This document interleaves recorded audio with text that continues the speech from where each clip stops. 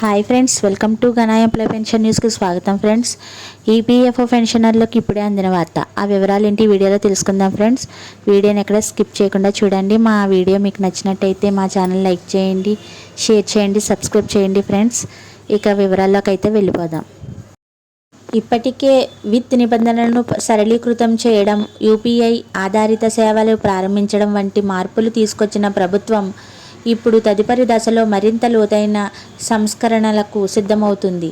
Senior ప్రభుత్వం అధికారుల సమాచారం ప్రకారం ఈపీఎఫ్ఓ త్వరలో పూర్తిగా కొత్త పోర్టల్, ఆధునిక బ్యాకెండ్ సాఫ్ట్వేర్, అలాగే కృత్రిమ మేధస్సు ఆధారిత భాష అనువాద సాంకేతికతను ప్రవేశపెట్టనుంది.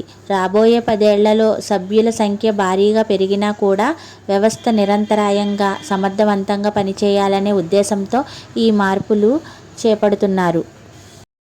ఈపీఎఫ్ఓ 3.0లో భాగంగా సంస్థ తన సాంకేతిక మౌలిక వసతులను పూర్తిగా పునర్నిర్మించనుంది.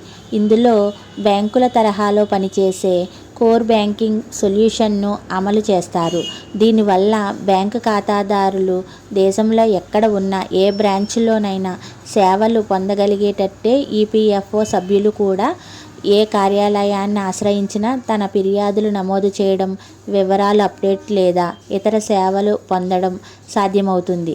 ఫైల్ ఆలస్యం, ఒక కార్యాలయం నుంచి మరో కార్యాలయానికి తిరగాల్సిన అవసరం, సమయం వృధా వంటి సమస్యలు కూడా చాలా వరకు తగ్గే అవకాశం ఉంది. కొత్త కార్మిక నియమావళి అమలుతో ఈపీఎఫ్ఓ పరిధి వ్యవస్థీకృత రంగం నుంచి అసంఘటిత రంగం వైపు విస్తరిస్తోంది. భవిష్యత్తులో గిగ్ వర్కర్లు, ప్లాట్ఫామ్ కార్మికుల సామాజిక భద్రతా నిధులకు భిన్నంగా అసంఘటిత రంగ కార్మికుల నిధుల నిర్వహణ బాధ్యతను కూడా ఈపీఎఫ్ఓకే అప్పగించే అవకాశం ఉందని నివేదికలు సూచిస్తున్నాయి. ప్రస్తుతం ఈపీఎఫ్ఓ దాదాపు 8 కోట్ల క్రియాశీల సభ్యులను కలిగి ఉండగా సుమారు 28 లక్షల కోట్ల మేర నిధులను నిర్వహిస్తుంది. ఇంత భారీ వ్యవస్థను సమర్థంగా నడపాలంటే బలమైన ఆధునిక సాంకేతిక మౌలిక సదుపాయాలు తప్పనిసరి అనే భావనతోనే ఈ సంస్కరణలు రూపొందిస్తున్నారు.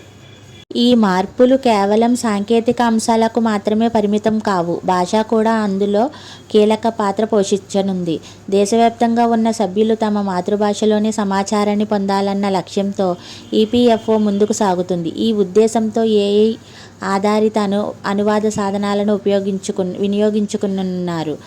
కేంద్ర ఎలక్ట్రానిక్స్ ఇన్ఫర్మేషన్ టెక్నాలజీ మంత్రిత్వ శాఖ అభివృద్ధి చేసిన భాషిని వంటి భాష అనునాద వేదికలను ఉపయోగించి వివిధ భారతీయ భాషల్లో తక్షణ సమాచారం అందించే విధంగా వ్యవస్థను రూపొందించనున్నారు.